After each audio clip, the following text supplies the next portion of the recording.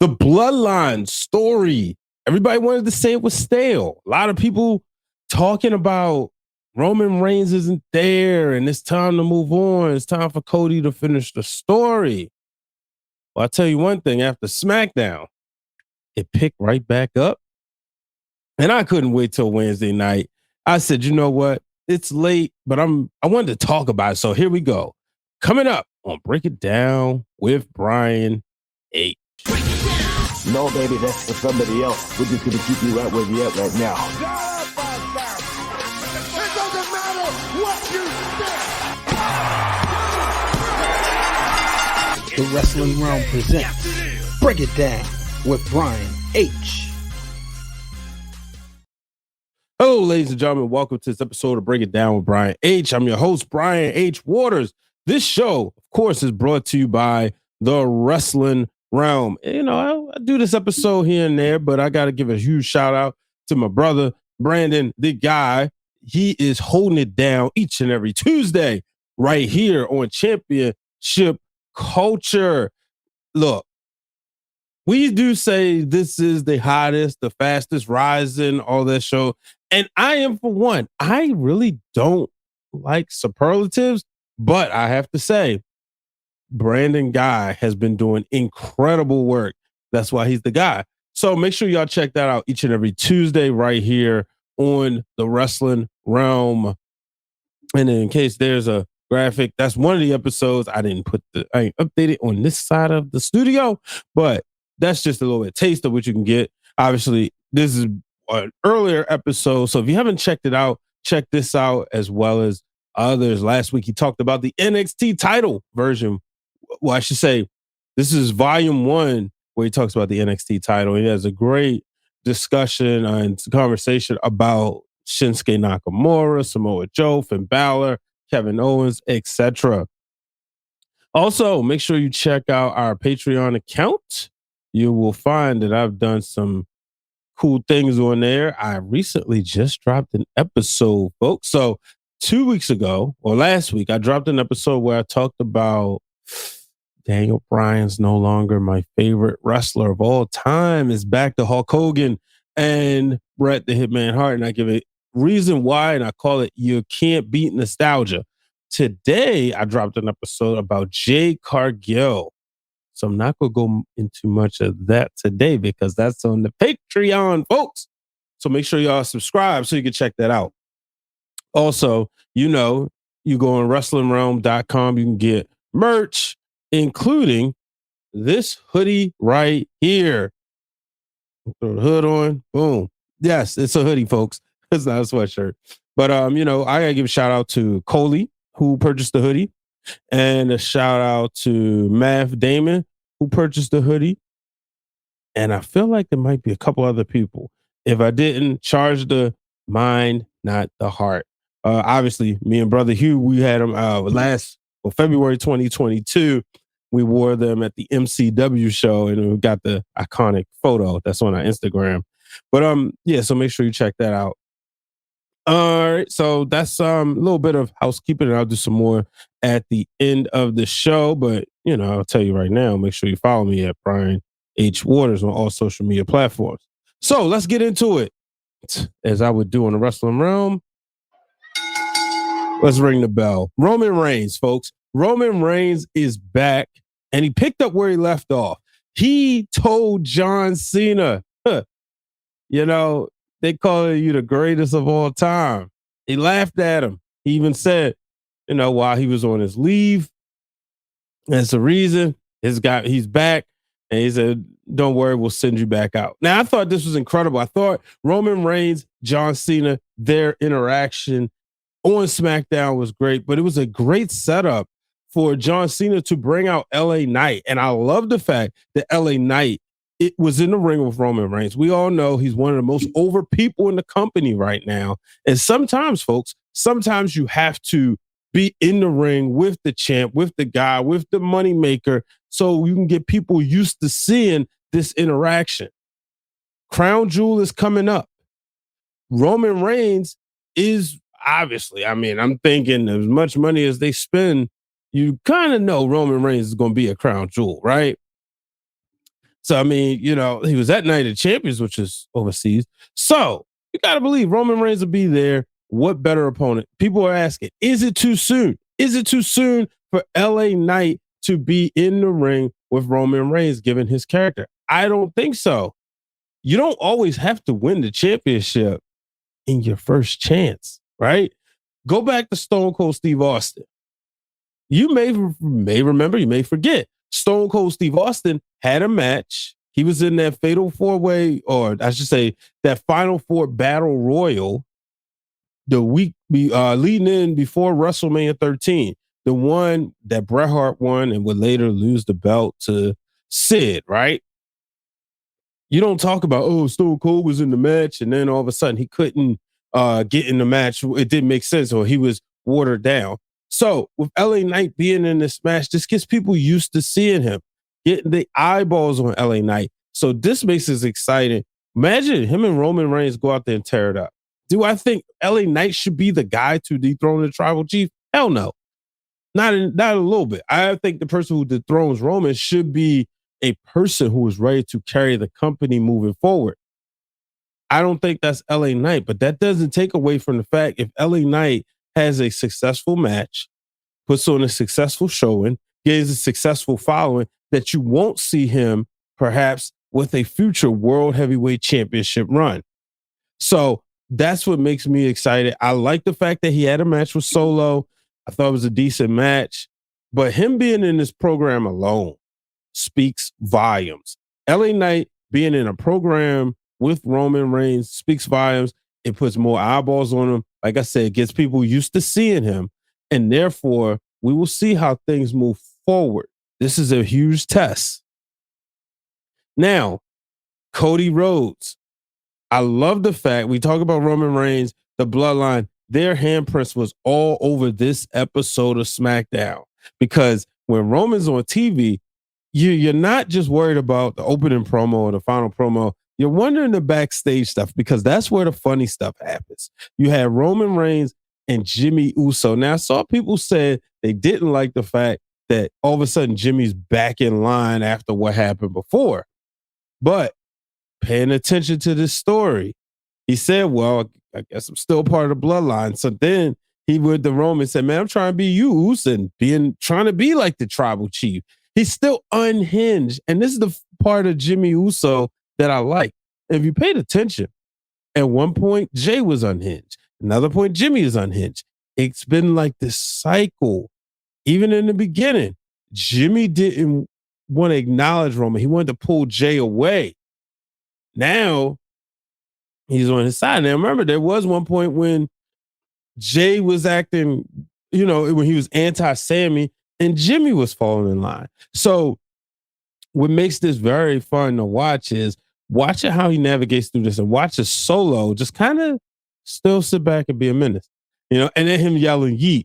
And Roman kind of saying what a lot of us people, that's Roman Reigns' age. He's a year older than me. But a lot of us who feel the same way, man, I don't like that.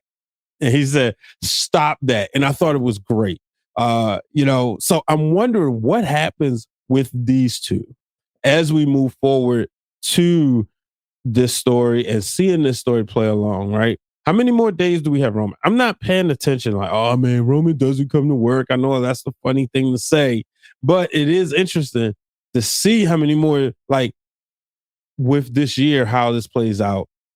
We do know he was on a house show. I'm recording Saturday night. He was on a house show, defending the championship against Sami Zayn. We all know. I'm 100% sure he kept the title. Now, whether or not he won or was a disqualification, we don't know. But we do know he kept the title. Now, another interesting thing was the showdown at the end. You saw Roman Reigns. You saw Cody Rhodes. This speaks volumes. Roman and Cody, everybody's saying, oh, this is the match. Now, I say pencil it in because we still don't know if we're going to get The Rock. And if we do get The Rock, sorry, Cody, kind of got to take a back seat. I'm just saying Roman Reigns and Cody Rhodes or Roman Reigns and The Rock. One match we've seen before, one we haven't. One story we've seen before, one we haven't. So if that happens, obviously, you know which way I'm going. And also, I mean, I've been very vocal. I don't want to see Cody finish the story, at least this year. Maybe soon, but not right now. I want to see this Roman Reigns title run cook a little bit longer. Dusty's story, when he was chasing the NWA championship, he didn't get it right away. So, but nonetheless, I thought that was good. I thought it was great. Indeed, a great episode of SmackDown, the season premiere. WWE pulled out all the stops this week. Also we saw Carlito there, and with Carlito, him getting attacked by the Street Profits and Bobby Lashley. I'm loving how this is now, they're getting more aggressive. The Street Profits are getting more aggressive. The cups and stuff, that was cool, but after a while, you get pigeonholed. It's like, how much more can you do? Now we're starting to see a new side. Evolution. They are evolving. That is what is beautiful. And how about Bayley? Bayley getting her first singles win over Zelina Vega this past week. First singles win in months, or maybe a couple years. But I mean, I'm a huge fan of Bayley. I want to see her and Io kind of mix it up for the championship. I would love to see Zelina Vega get a title run. I know we haven't had that, but I definitely would love to see her get a championship run. One of the big things that did happen on SmackDown was Nick Aldis. Now, folks, this is where I like to slap the internet. And that's because how nice would it have been to turn on SmackDown and then boom, oh my gosh, that's Nick Aldis. He's an former NWA World's Heavyweight Champion. We know Cody beat him. Cody beat him for the title. He's wore some gold in TNA, the Global Force title, the TNA title. And his wrestling days are probably behind him. How nice would it have been to turn on the television, to know that Triple H had an announcement, and to see, oh, wow, that's Nick Aldis. But no, everybody wants to be a reporter. Everybody wants to tell us what's going on. And I'm going to be honest with you. With my job, y'all know what I do for a living. I really can't turn off news, but I'd rather the headlines be stuff that people said or whatever. I'd rather stay away from the backstage rumors or scheduled to appear. The rumors are fine, but hearing, oh, this is going to happen, that's where I'm like, oh my goodness, you don't have to spoil everything. So that was a little disappointing that couldn't have been a surprise. But, shout out to Nick Aldis in the WWE. Triple H told Adam Pearce he's getting a promotion. So Adam Pearce will be running Monday Night Raw. Nick Aldis running SmackDown. I mean, look, I know bragging rights days are over. I know Survivor Series blue versus red is over. But if there ever was a time where two general managers can go face to face, this is it. This is the time.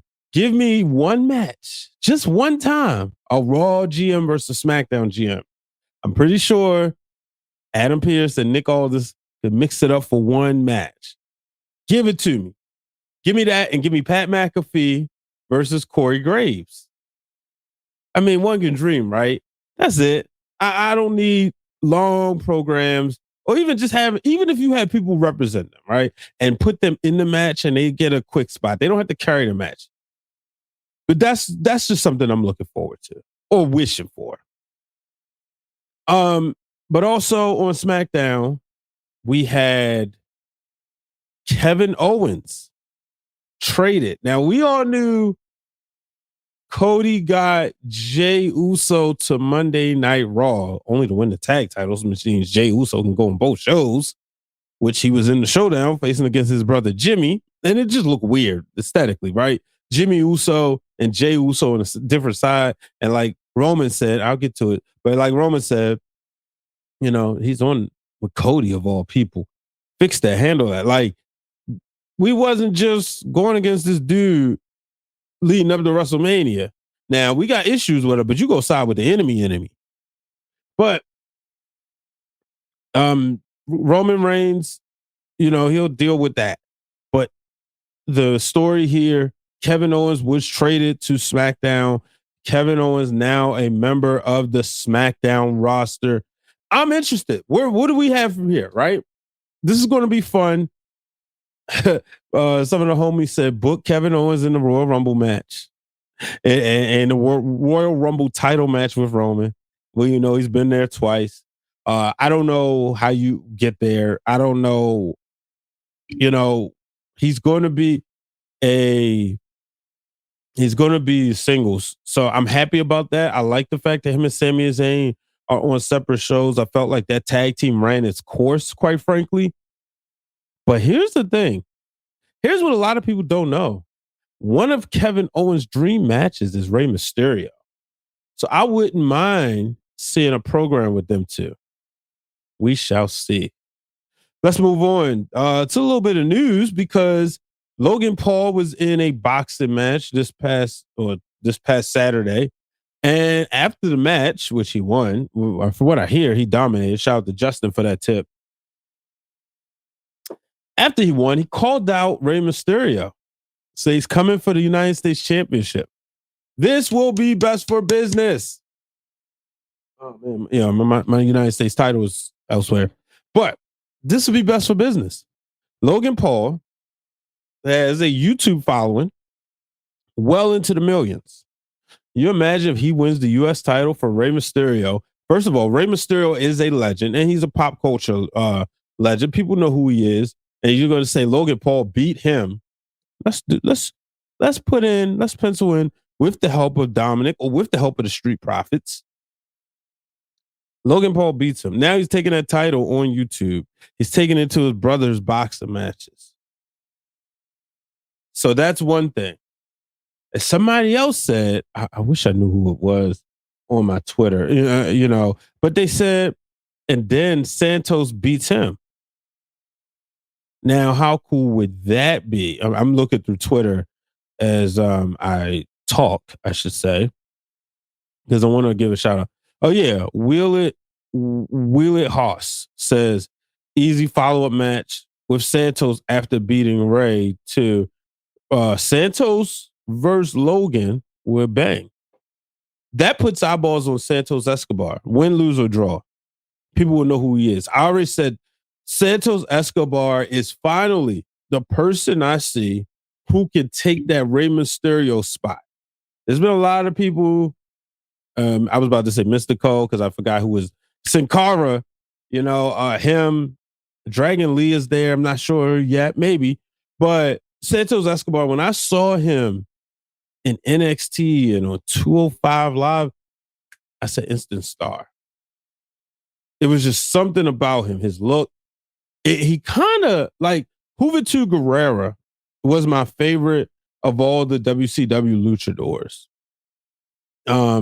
I love Rey Mysterio. I like Rey Mysterio, but Juvi felt cool, man. One of my favorite matches, low key in WCW, is the opening match for Starrcade 1998. That included Rey Mysterio Jr. versus Juventud Guerrera versus the champion, Billy Kidman. Kidman would go on to win the match. Eddie Guerrero would come out there and he would fuss at Rey and Juvi. Now, Rey was a reluctant member of the LWO, where Juvi was a full-fledged member. Eddie Guerrero was then challenged and he would lose. But the next night on Nitro was Eddie and Juvi versus Rey and Kidman, and Eddie and Juvi won. But Juvi had the juice. He just looked cool. Unfortunately, it came back for the whole AEW and Jericho was facing like all his opponents that he was coming up, and it just wasn't the same. It didn't hit the same. But, Juvi had a good run. Santos Escobar is that guy, and that's the person I want to see. I'm telling you, that's the person I want to see main event. I mean, not main event, but as the next Mexican superstar and one day be a world champion. And then again, there's Dominic Mysterio, of course, who is that dude. Dominic is somebody I definitely see being a world champion someday, but He checks all the boxes. Now, before we get out of here, we're gonna talk a little bit of AEW and a little bit of Twitter.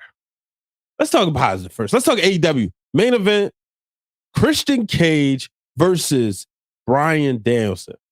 Now, I know what I said about Bryan Danielson. I know I said he wasn't my favorite of all time anymore, but that does not take away from the fact he's still in my top favorites. They went out there, put on a banger. Wasn't surprised at all. It was a great match, back and forth, the action. I mean, it was Saturday night wrestling at its finest.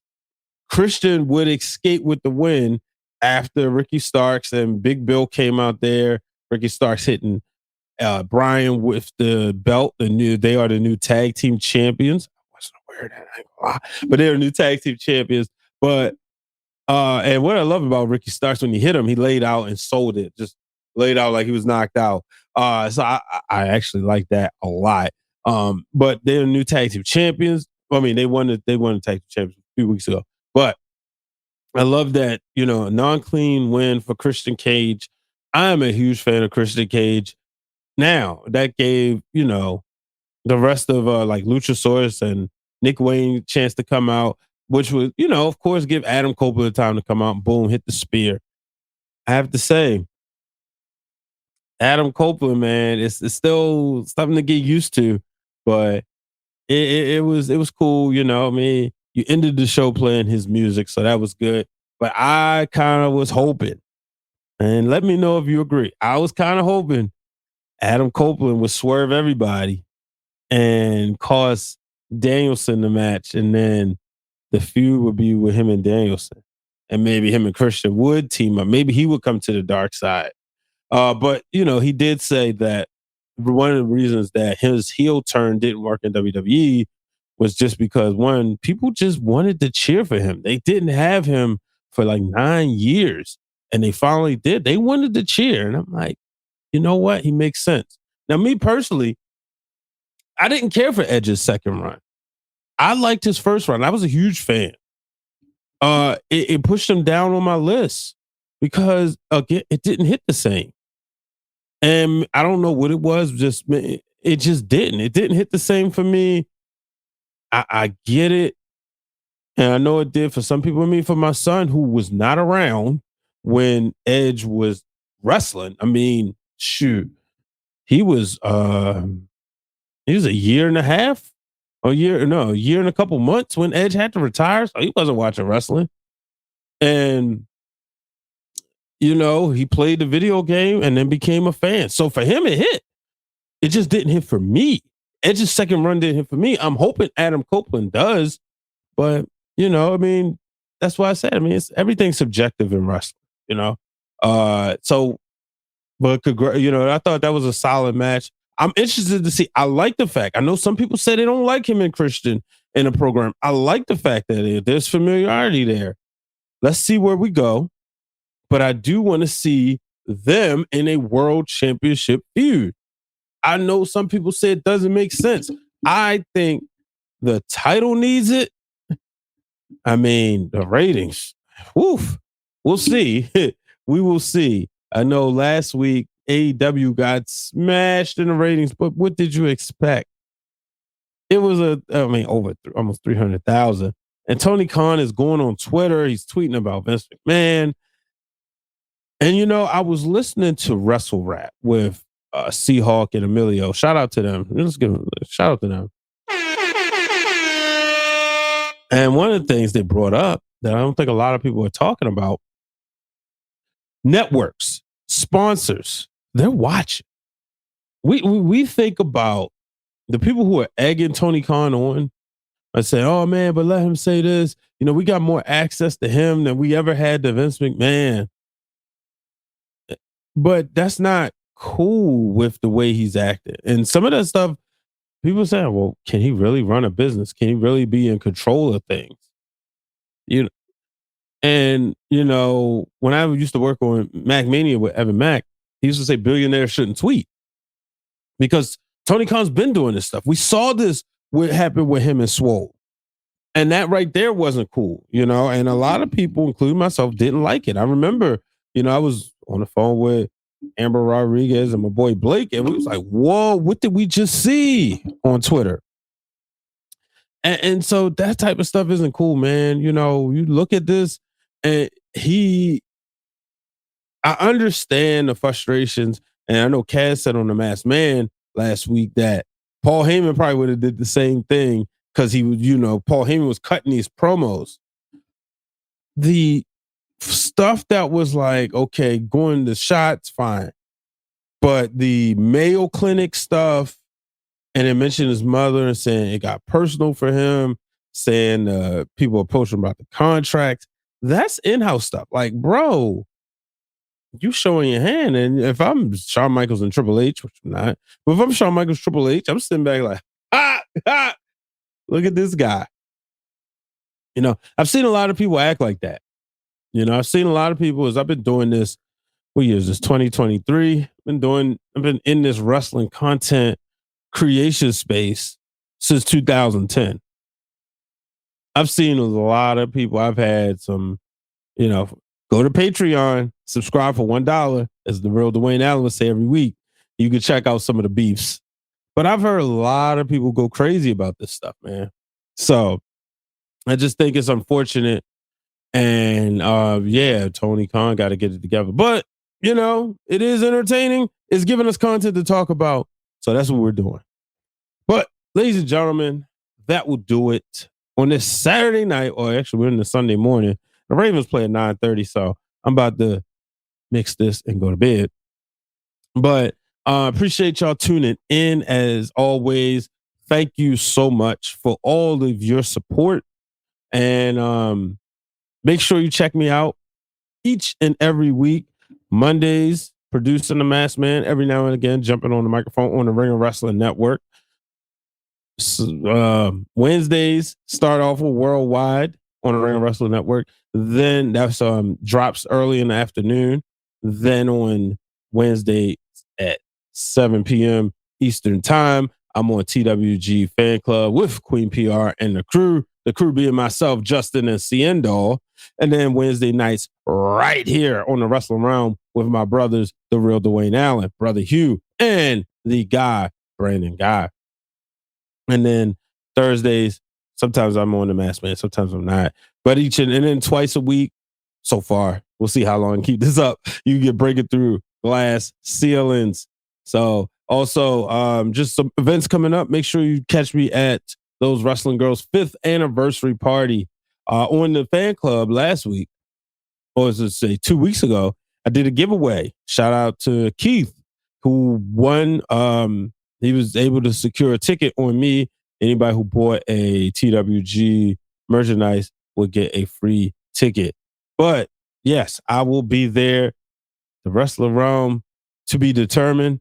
But yeah, so make sure y'all, if you're in the New York area, or if you're not, come up to the New York area that week to support our family over there on Those Wrestling Girls as they celebrate 5 years. I was at anniversary number 3 and number 4. And let me tell you, the time was had. It was a great time indeed.